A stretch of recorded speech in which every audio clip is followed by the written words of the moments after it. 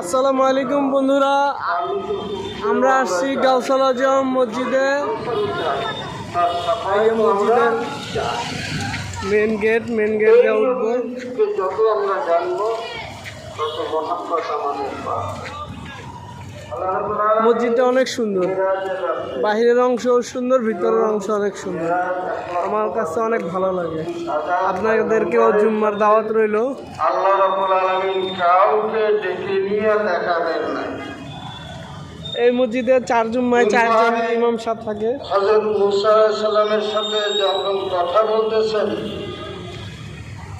তখন কোরআন শরীফে আল্লাহ রাব্বুল আলামিন বলেন, তখন মুসা বলেন, তুমি মানুষ আপনার কথা তো শুনতেছি, আপনাকে তো দেখছি না, আমাকে একটু দেখা দেন, আমি আপনাকে দেখতে চাই। আল্লাহ রাব্বুল আলামিন বলেন, মুসা আমাকে তুমি দেখতে পারো না। তফসীরের কিতাবে আছে একবার না দুইবার না 8 বার আল্লাহ আমাকে একটু দেখা দেন, আমি আপনাকে একটু দেখতে চাই।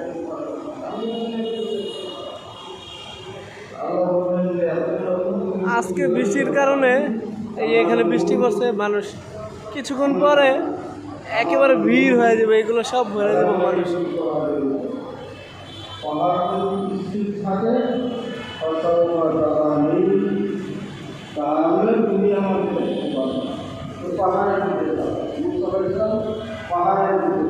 ভিতরে ঢোকার 3টা গেট, ওই একটা, এই একটা, আর এই যে গাউসুল আজম যে বরফির আব্দুল কাদের জিলানি আছে, এই জিলানি রহমতুল্লাহ আলাইহির যে মাজারের এই যে উপরে যে একটা চান্দিনা থাকে, এই চান্দিনার অংশ। এই পাশে একটা, ওই পাশে একটা, দুইটা। আমরা ভিতরে ঢুকি।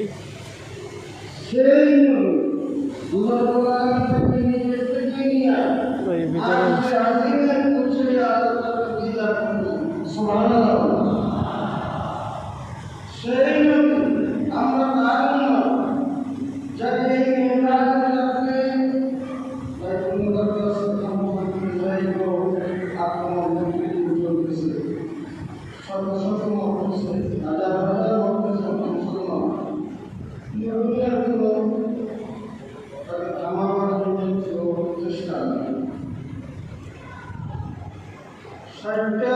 মুসলমানের দেশ, 200 কোটি প্রায় মুসলমান,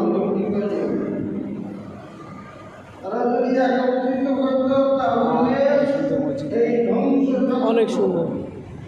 মুসলমানদেরকে নির্মূল করার এই কাজ চালাইতে ইহুদিরা কি পারত? আমরা